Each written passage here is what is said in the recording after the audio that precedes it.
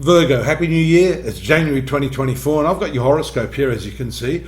We're going to have a look at what's dominating your life in this first month of 2024. And if you have a look at the horoscope here, the lower part, and this sector, the fourth sector, 1, 2, 3, 4, is indicating the power of your family, the power of trying to find peace and harmony in the home.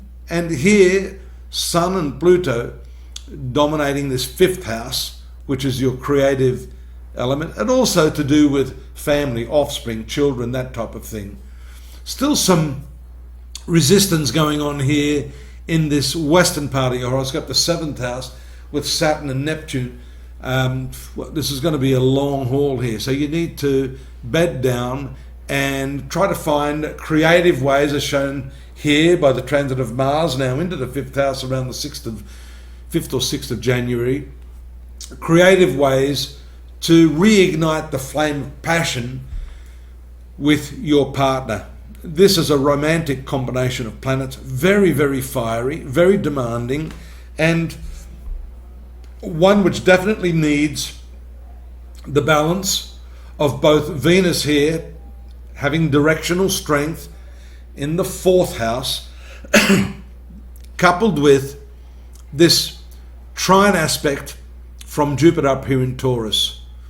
So the positions of Jupiter to Mars, these angry, fiery, reactive planets receive the soft, beneficent rays of Jupiter, so that you're able to put forward your creative solutions without doing so in a way that runs roughshod over others.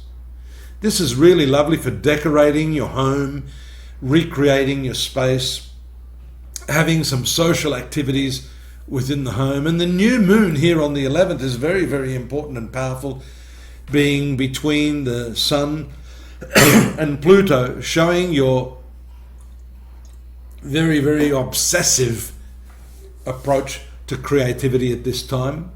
That being said, you are likely to be successful in your endeavours at this time, but you must be a little bit careful to use that soft approach, especially if you're dealing with youngsters and children. Communication is a powerful antidote to that, especially as you see Mercury moving into this fifth house as well. So you've got 4 planets there by the 15th.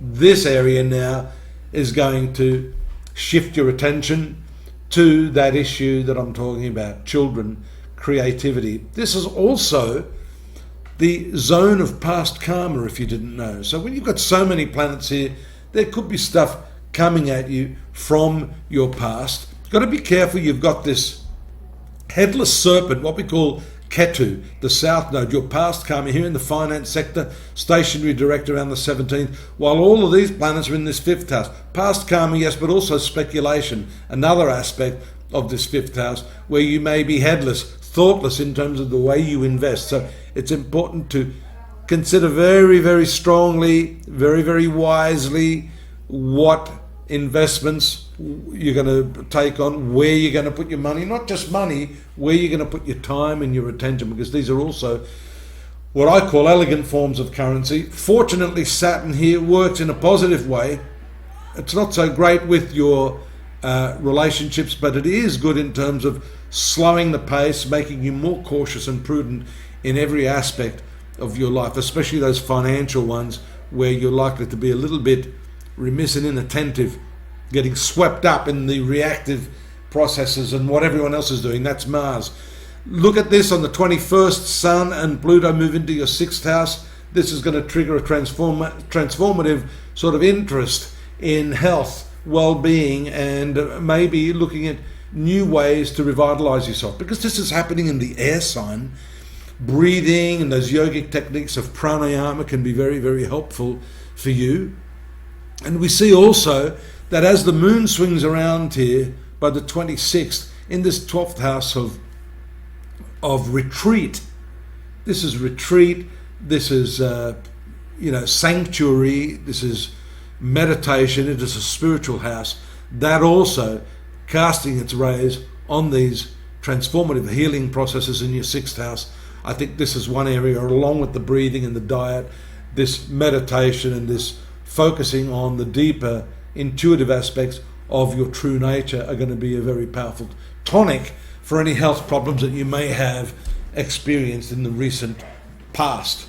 This could also be not just retreating into your bedroom or your meditation area. This could actually be going away on a retreat, a seminar with like-minded people, because the moon rules the 11th house in your horoscope, regulating your social activity. So a good opportunity, especially in the latter part of January, to take up that retreat offer where you can find some sanctuary, some peace, some solace. And that, of course, is going to influence this 7th house, bring a softer approach to it. The Saturn here has maybe made you a little depressed, a little bit somber, and you maybe haven't had the same sort of hopefulness about your relationship, but that moon will help that, along with revitalizing yourself with these healing aspects in your 6th house. Take a look at what I've written up there in astrology.com.au. I've got more for you on the month of January if you want to find out. Look at it in the context of the yearly readings which I've done. There's a video there for you. You may have already looked at that. Please subscribe. We need your subscriptions. I need you to look at yourself. If you want a personal reading, drop me a line here. We can make that happen. And I hope to see you here next month. Take care. Bye-bye.